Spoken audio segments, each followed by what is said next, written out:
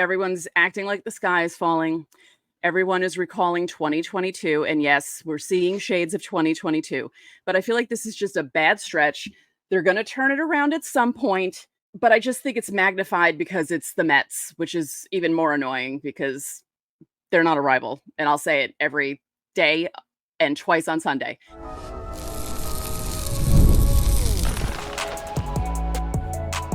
You are Locked On Yankees, your daily New York Yankees podcast. Part of the Locked On Podcast Network, your team every day. Welcome to Locked On Yankees, which is part of the Locked On Podcast Network, your team every day. Thank you for making us your first listen every day. I'm Stacey Gotsoulias. Today's episode is brought to you by Tax Network USA. Did you know that it's never too late to resolve your tax issues with the IRS? Don't wait. Reduce your tax debt and get help from a team of licensed tax professionals. Call 1-800-549-1000 or visit tnusa.com/lockedon. And with me, as usual, my co-host, Brian McKeon. Brian. Stacey, not a great performance from the Yankees tonight in Citi Field. Needs to be better than that for sure. A lot of little microcosms in this game that really have reflected on their entire season. We'll get into that. Yeah. Before we get started, don't forget, subscribe to the podcast on whichever podcasting platform you prefer. Subscribe to our channel on YouTube, like our videos, hit the bell so you know when those videos go live. Coming up, we preview Game 2 and the final game of the Subway Series because it's only 2. We discuss a possible trade because we're going to be doing that a lot coming up in the next few weeks because not only is the trade deadline coming up, but the Yankees have some needs. So we're going to be talking about some things. But first, let's talk about it. Let's talk about the disaster that happened at Citi Field. The final score doesn't reflect what a disaster it was. So if you didn't watch the game and you saw 9-7, you'd think, all right, well, that is bad, but what could have happened that was so bad? Well, they were losing 9-1 at one point. So it just they got saved. How bad it was. They got saved by Aaron Judge coming in late and hitting a grand slam. That ball just kept carrying. I don't know how it got out of the park. Just sheer power out of Judge.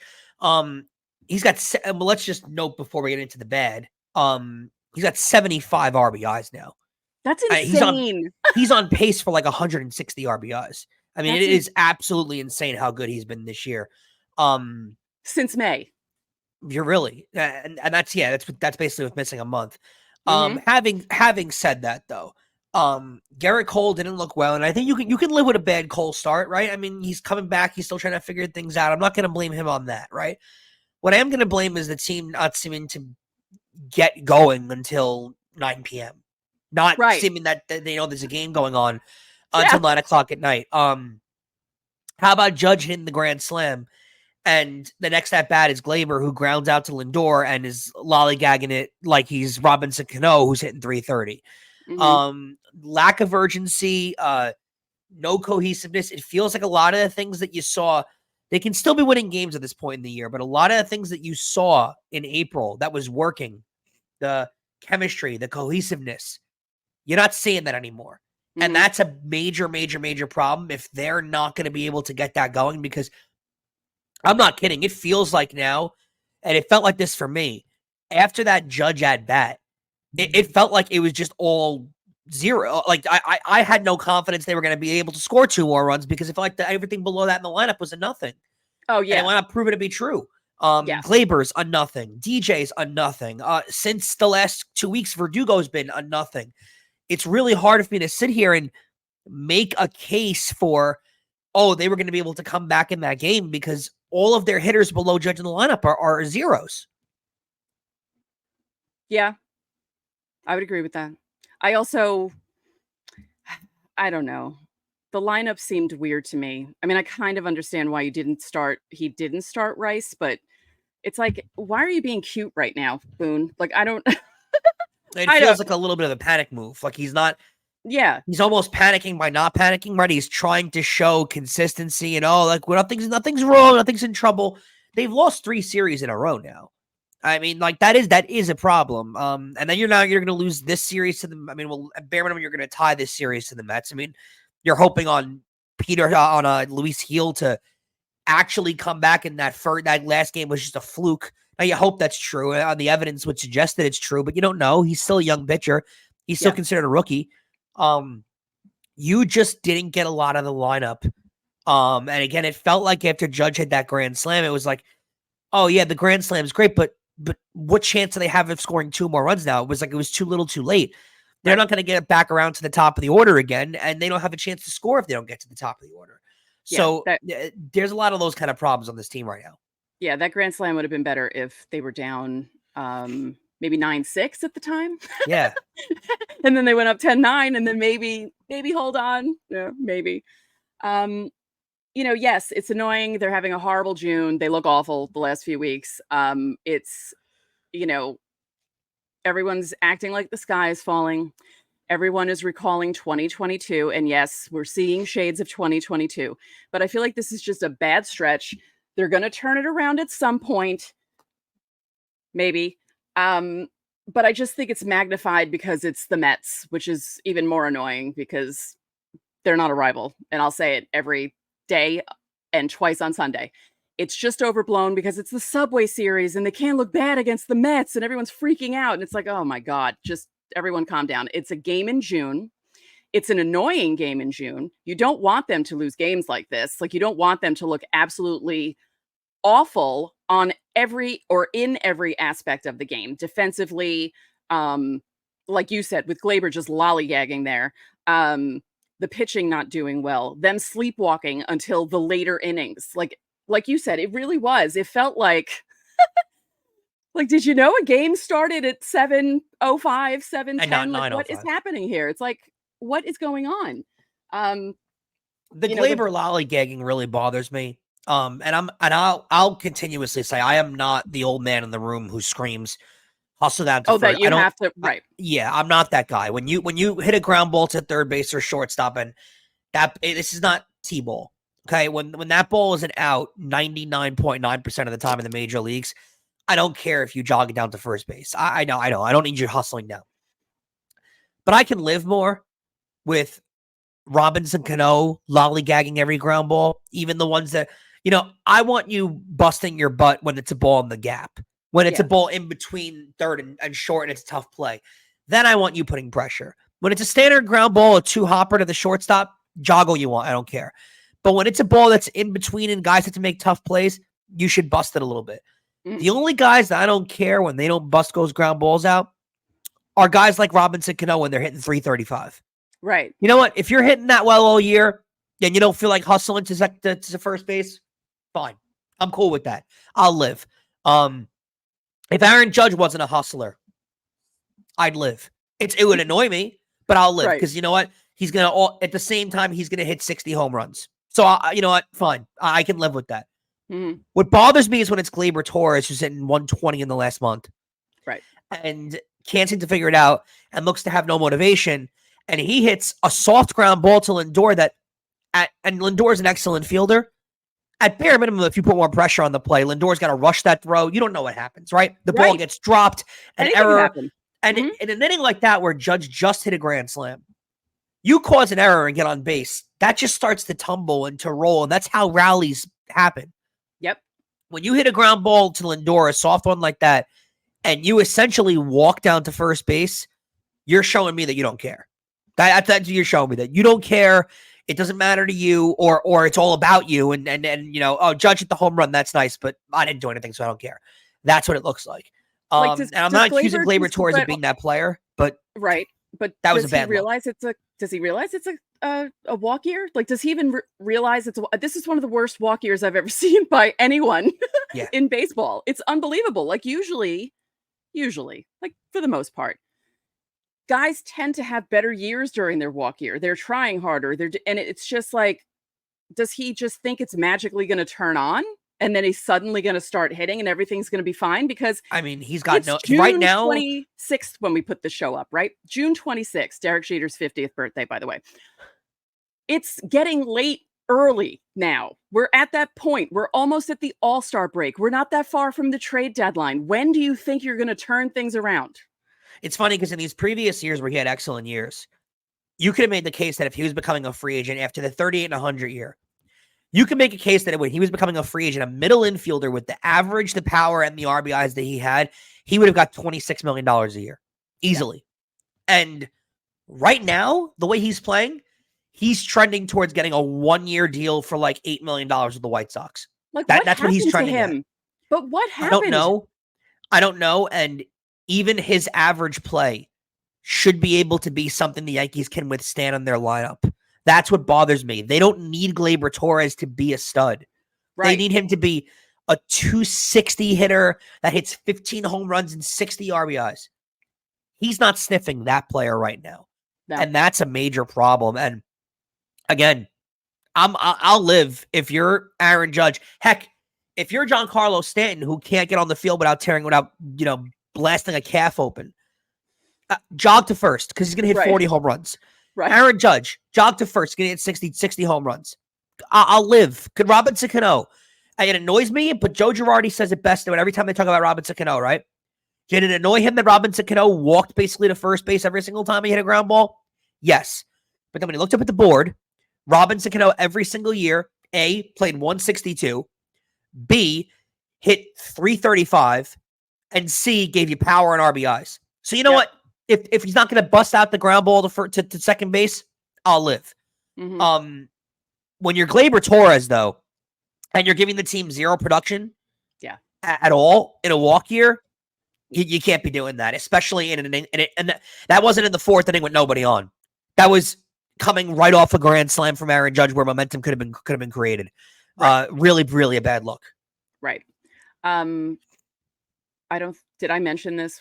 Going back to Cole, this is the first time since May of 2016 that he did not strike out a batter in a start. It was just a weird, because like Gerrit Cole has starts like he had on Tuesday night. You know, a few years ago against the Rays, he gave up like 7 or 8 runs, whatever, but he still struck out like 8 guys or 10 guys in that. Like, it was a very weird line. So to see him give up all those runs, but also walk 4 guys and not strike anyone out is really uncharacteristic for him. So it was just a really strange game. He didn't have his normal stuff, right? And it's not necessarily that Cole was bad. Like, he did figure it out in the second and third inning. He was awesome again. So it wasn't like he didn't figure it out at any point. He did look really good at points. He was locating. It just seemed like in that first inning, the game got away from him, and then his pitch count got elevated, and then he just wasn't in the game at all. And that happens. I don't think it was like that. Like, to me, I don't leave this game looking at it and saying Gerrit Cole was awful. They're in trouble with Gerrit Cole. I think it's the second start of the year. He's figuring things out. He's still getting in tune with his body. It's going to take time for him. And that's the way I look at the Gerrit Cole start. I don't leave this game that concerned with Gerrit Cole. He didn't look great in the first thing. I'll give you that. But second and third inning, he looked like Gerrit Cole again. Now, he wasn't striking guys out, but he was locating. He was using his off-speed pitches. It did look like at some point in the fourth or fifth inning, he was playing with his hand like he might have had a blister. And David Cole made a good point. These pitchers later on in the year develop like calluses all over their hands. That helps them grip the ball better. He doesn't have any of those yet. Right. And he didn't get really much of a spring training to develop those calluses yet. So could have been a blister, could have been a hot spot on his hand. You really don't know. Gerrit Cole's won a Cy Young. He's making $38 million a year for the Yankees.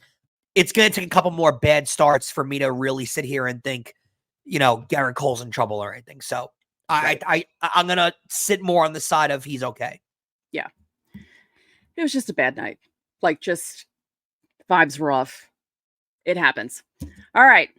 We're going to move into segment 2 because we're going to talk about a trade possibility. But first, don't forget, subscribe to the channel, hit the like button on our videos, hit the notification bell so you know when our videos go up. Also, reply to the pinned comment on our videos Monday through Thursday if you want your questions answered for Fan Mail Friday. This week, Brian's doing it solo, so you can ask him questions. You already got some from the insiders. And speaking of that, you can join our Locked On Yankees Insiders Club. You get top priority during Fan Mail Friday. You get texts from us. You can text us questions. There's a 14-day free trial. It's a lot of fun. So coming up next, we're discussing trades.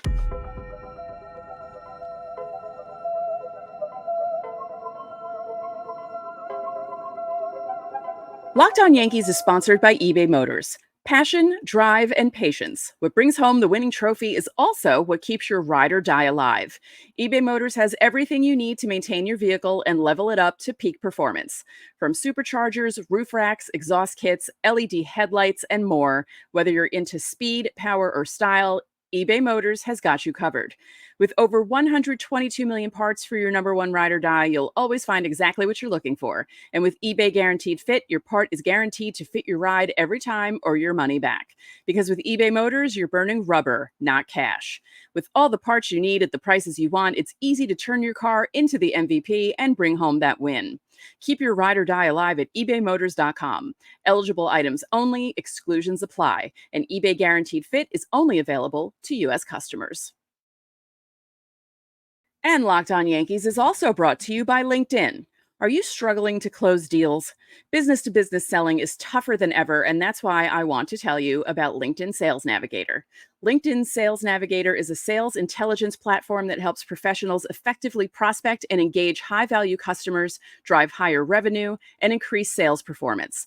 Sales Navigator helps you target the right buyers, surface key signals such as job changes or which accounts you should prioritize, and it shows you hidden allies so you can find those buyers that are most likely to convert. Fueled by LinkedIn's 1 billion member platform, Sales Navigator gives you the most up-to-date first-party data, enabling you to unlock conversations with the people that matter. Right now, you can try LinkedIn Sales Navigator and get a 60-day free trial at linkedin.com/lockedon.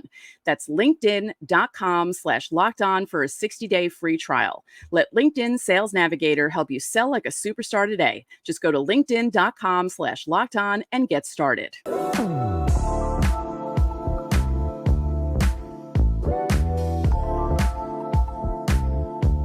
Welcome back to Locked On Yankees. Locked On Sports Today is a free 24/7 sports streaming channel programmed for you every day to bring you the biggest stories without all the noise.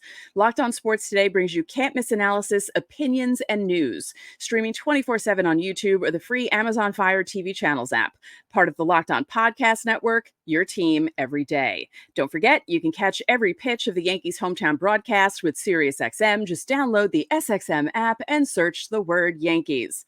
Brian, this is all you because this was your idea. Tell everyone about the trade you want to discuss. Yeah, I think the two major positions the Yankees need to address at the deadline here are going to be a catcher and a corner outfield position.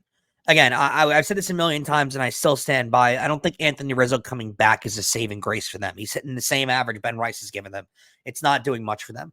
I think you can live with Gleyber Torres hitting, what he's hitting. I mean, I'd like more production of him, but if he keeps hitting like this, you can replace him with the DJ LeMahieu or something like that. There are second base replacements. The two biggest things to me are catcher and corner infield. That's what they need to do. I saw a trade package proposed online that I really liked, and I think we should discuss this because I think it does. I think this package, if it gets done, does put the Yankees in right back where they need to be. It fills in their roster a lot.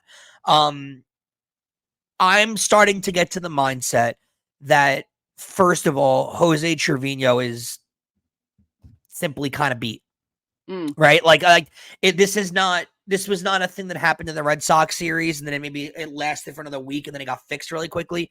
The Mets ran all over him today too, so it's looking like it's a problem. He also doesn't hit. Let's call a spade a spade. He doesn't hit. And the Yankees had no problem living with Trevino's no hitting when his defense was unbelievable. And he was a Platinum Glove winner. And he called a great game. Now that he's not doing that, it's a lot harder to live with his bat hitting 210. You can't live with both. And I think Wells is a very nice backup catcher. I don't think Wells is a starting catcher in the major leagues, and I think they've proven that to you by not giving him the playtime. Therefore, I think you need to go out. You're proving that you need to go out there and get a catcher. Teams that I look to are teams with guys that are performing really well but aren't winning games because those teams are looking to move players and they're looking to upgrade their farm system. The team that I would look towards is because I don't want to look towards Chicago because the White Sox are just a bad baseball team. Their players are bad. The team I look to is the Rockies. The Rockies play competitive baseball. Now they lose a lot of games, but they are in a lot of games. They're not Chicago, who's losing every single game by 10 runs. They are competitive. Elias Diaz, let's start there. Who's the Rockies catcher? He's currently on the IL, but he's had a great year. Doesn't provide a lot of power, but he's hitting 303 for them, which is numbers that you don't get out of a catcher a lot. He's got 5 home runs, 28 RBIs, but here's the benefit, and here's why I think the Yankees will be more into him. He ranks 4th in framing. Yankees are obsessed with guys that frame well.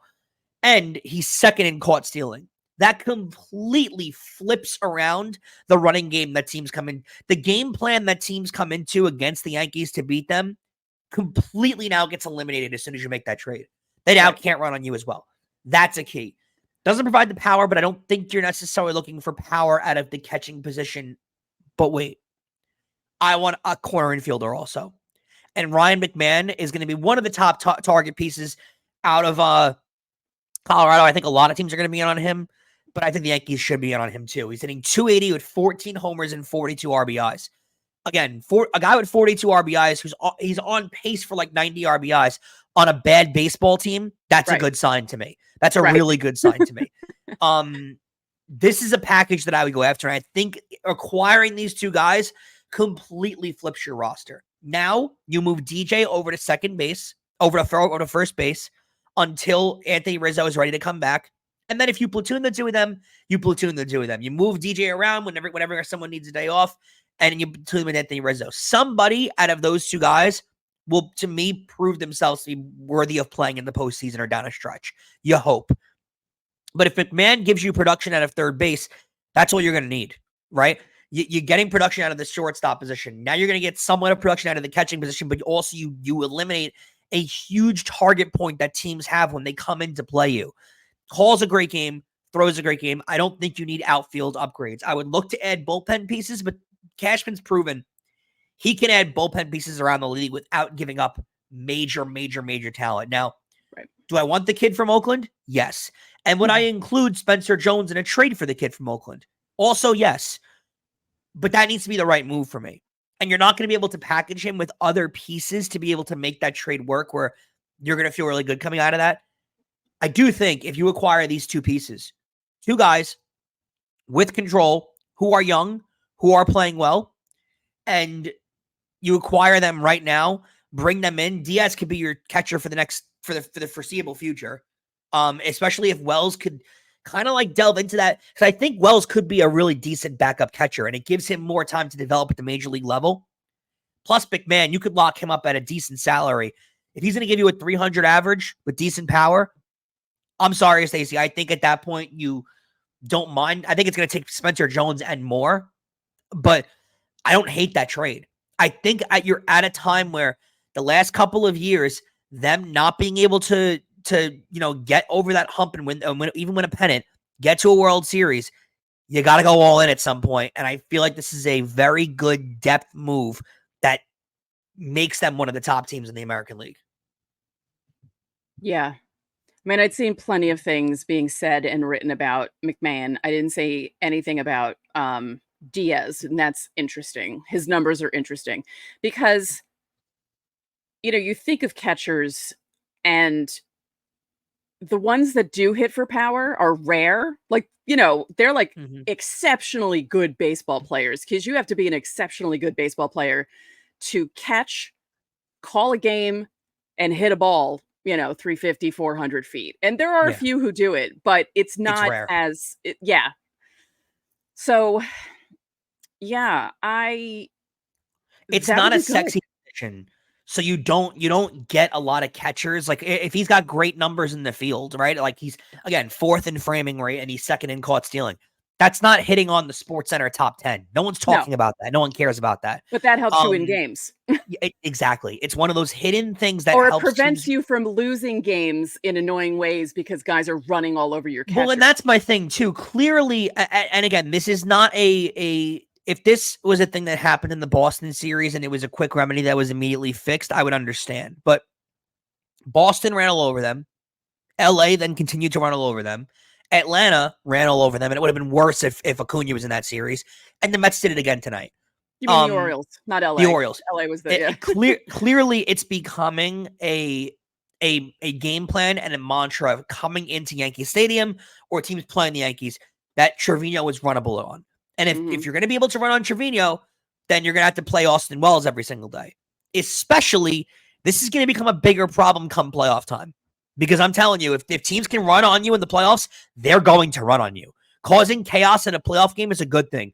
And if you allow teams to run on you in the postseason, games can get out of hand real damn quick. We both know what bad fielding at the catcher position does to you in the postseason. Go back to Gary Sanchez in the year in the year with Joe Girardi in his last year. Bad fielding can cause problems as a catcher. And if you're going to be forced to play Wells for the fielding, that's fine, but you're also losing a lot at the plate because Wells, although me and you acknowledge has hit the ball well this year, still has like a 180 average. So I don't know which bullet you want to bite, but neither has a lot of positive outcomes on either side. And I think that means you need to make an upgrade. And I think Diaz is enough of an upgrade around in all spots where, again, this is not going to be a package that's going to take a minimal price tag. The Rockies are a rebuilding team that wants valuable pieces for these pieces, but I think it's doable for the Yankees. While it's not big, sexy names, it's not Arenado, it's not Goldschmidt, which they were never getting anyway. These are good. Hurt anyway. Yeah, but these are good depth pieces that I think can turn your team around. So I would look into these big time. By the way, when we say that we think Wells has been hitting well, we mean he hits the ball, but he seems to be hitting at people and has really bad luck, but he's not making enough adjustments to stop that from happening, which is why I think he makes solid contact. Yes. Like I think he barrels the ball up and he makes solid contact. He gets very unlucky. And then I think he gets discouraged. I think he sees the average down and it's not coming out for him and he just continues to bury his head, and that's not a great thing either. I think Wells, it's not the same as Trevino. Like Wells is a young player that's still developing and still needs time at the major league level. Trevino is a guy that these problems aren't getting fixed. I like this move though, because I like the idea of getting smaller names, guys that are good, guys that are solid. You don't always have to get the big names because you don't. Like the Yankees did make big splashy moves back in the day, but they also made smaller moves for guys that you wouldn't think of that Cashman got. And you're like, oh, and then they turn out to do something. And you're just like, oh, all right. This reminds me a lot of the Todd Frazier trade in 2017. Todd Frazier was not a big name, but he had a lot of people knew him, but he was not a big name. And he had huge mammoth at-bats for them in that playoff run and leading up to that playoff run. So, and it wasn't a big name. It was a trade that was made, and the highlight of the trade was David Robertson coming back. But you look at a trade like that where you don't look at it as a crazy thing, and all of a sudden Todd Frazier's hitting, big home runs to right field, poking them over the wall in the playoffs. These are the kind of moves. It's not always the sexy move that wins you playoff series. A lot of times it's these depth pieces, these smaller names. I mean, yes, the Yankees won those World Series in the 90s on the big names, right? You needed Jeter to perform well, and you needed the big name, the Tinos and the Paul O'Neills. You need the big hits out of those guys. How many big plays did Scott Brocious make? Right? Not a major name, not a household name around all of Major League Baseball, but that guy was an integral part of those Yankee teams. You need players like that. And I think these guys that are good depth moves, that are everyday players, that are putting up good numbers on a really bad team, could be a solid piece to add. All right, coming up next, previewing the finale of the Subway Series.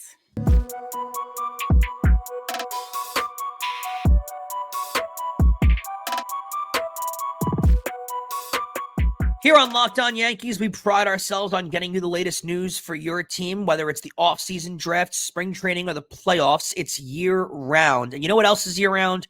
Collection season. Just because tax season is over doesn't mean the IRS will stop coming after you for unfiled taxes. The IRS can garnish your wages, levy your bank accounts, and even seize your property. So don't let the IRS target you. Let the licensed professionals and tax experts at Tax Network USA go to bat for you. And with over 14 years of experience and an A+ rating by Better Business Bureau, Tax Network USA has saved their clients over $1 billion in tax debt. Whether you owe taxes, have complicated matters that require tax planning, or finally hit that parlay of the season and need to help correctly filing, call 1-800-549-1000 or visit tnusa.com/lockedon. See the link in this episode description below. And Locked On Yankees is also brought to you by Prize Picks. Prize Picks is the easiest and most exciting way to play daily fantasy sports. And unlike other apps, on Prize Picks, it's just you going up against the numbers. All you do is pick more or less on 2 to 6 player stat projections and watch the winnings roll in. You can now win up to 100 times your money on prize picks with as little as 4 correct picks. That's right. You can turn $10 into $1,000 in one night. And with the finals over, you may think that this hoops action and the hope season is over. Well, it's not. Women's basketball is still heating up, and with stars like Caitlin Clark and Angel Reese looking to make names for themselves alongside greats like Brianna Stewart and Aja Wilson, you can win up to 100 times your cash watching these girls ball out. Download the Prize Picks app today and use code LOCKEDONMLB for a first deposit match of up to $100. That's code LOCKEDONMLB on Prize Picks for a deposit match up to $100. Pick more, pick less. It's that easy.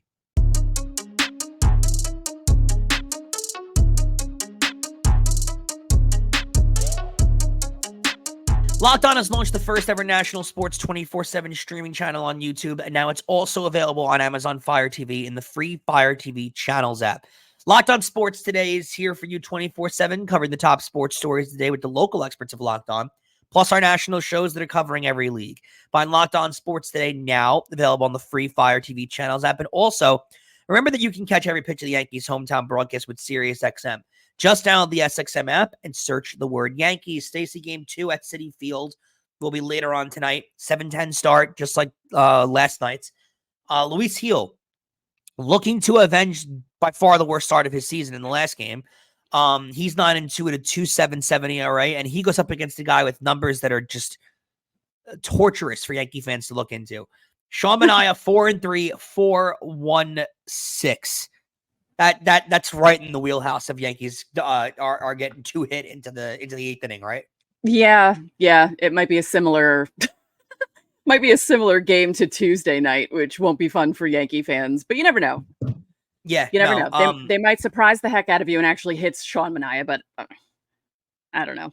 I think there's a better chance. They should hit Sean Manaea. Well, they should, but there's probably a better chance of me winning Powerball at this point, just with the way they're playing. I mean, I don't know. It's been rough, you combo that with the Mets playing as well as they've been playing lately. It's not a good time going into Citi Field for them. And again, we previewed the schedule yesterday going forward for the Yankees. It's not exactly a favorable list of teams that they're running into coming forward here. You get a series like Toronto where those aren't easy games. Divisional games are not easy games, and they've struggled mightily against the AL East this year. They really have so far. So, I'm not panicking yet, and I don't advise Yankee fans to start panicking yet. But as these losses, like we talked about earlier, why those wins early on in the season and why those little games like, again, that Milwaukee game and that Friday night annoy me is because when you go through stretches like this that are inevitable in a baseball season, because every good team goes through stretches like this, those wins matter, right? Those little games like tonight where if you didn't give up 9 runs in the game, you might have been able to win this game with that grand slam from Judge. In those, that loss, turns into a loss. It's annoying, and you can look at it and say, yeah, it's an annoying June loss, but it happens. But that Friday win in Milwaukee in May winds up being a much bigger game now because that's one less loss you don't have. So, we talk about it, now these wins and losses that feel meaningless in June, they still count in October for the exact same amount. So these are games that you can't go into without looking at them seriously. You can't look at it as a getaway day because they're getting to Toronto the next day. Go into this game taking it seriously. The Mets have become a tough opponent in the month of June, and try and get out of here with a split and don't lose your 4th straight series of the season. Right. The one positive for the Yankees, the Orioles have now lost 5 games in a row. So as bad as the Yankees have been playing, there's been no the ground Orioles games. cannot gain ground on them. So after Tuesday's results, the Yankees are 3-7 in their last 10. The Orioles are 4-6 in their last 10, and Toronto is 3-7 in their last 10. Helps out a lot, right? Yeah, it's kind of funny that everyone, don't be happy that the Yankees are losing right now. They look awful. Just be happy that the Orioles are not taking advantage of this bad stretch by the Yankees, because they're not going to be this bad all year. They're just not. They're going to figure it out, but I do think it is starting to, the warts are starting to show, right? Sure. The makeup the teenage girl puts on before school to cover the acne's starting to show now. It's starting to fade a little bit. There's clearly problems here, and they're going to have to address them. And you're lucky that the deadline's coming up soon, but as I said to you, and you did make a good point that it's still about 2 weeks away. But as I said to you, this feels like a team that desperately needs the All-Star break. They're Cone begging for joked the about All-Star it. break to get here. Yeah, right? Cone joked about it on the they broadcast. They need a week to reset. Yeah. So that's going to be the All-Star break's going to be huge for them. I think they need that, and I think you need to get through these games. I'll make a bargain with the Yankees if I can. Play 500 ball from here to the All-Star break. Really? Get to the all break they need. and reset. Yeah. That's honestly all they need. 500 at this point. Just, if you're going to limp to the All-Star break, limp at 500. Don't limp at like a 350 clip. Like, just try and make it 500, because as Cone was saying, they're playing like a team that just can't wait for the All-Star break to start. And it's a little too early for that. So let's try and bounce back a little bit here. All right. One more time, you can join the Locked On Yankees Insiders Club. There's a link in the description under our YouTube videos. There's a 14-day free trial. You get text from us. You can text us questions for Fan Mail Friday. Or you can leave your questions under the pinned comment below our YouTube videos, also for Fan Mail Friday. If you join the Locked On Yankees Insiders Club, you get top priority. We will still answer your questions on YouTube. And remember, you can catch every pitch of the Yankees hometown broadcast with SiriusXM. Just download the SXM app and search the word Yankees. I know it's hard to listen to right now, but that's how you do it. So that'll do it for this edition of Locked On Yankees. I'm Stacey Gonsoulias. And I'm Brian McKeon. We'll see you at the Game 2 against the Mets.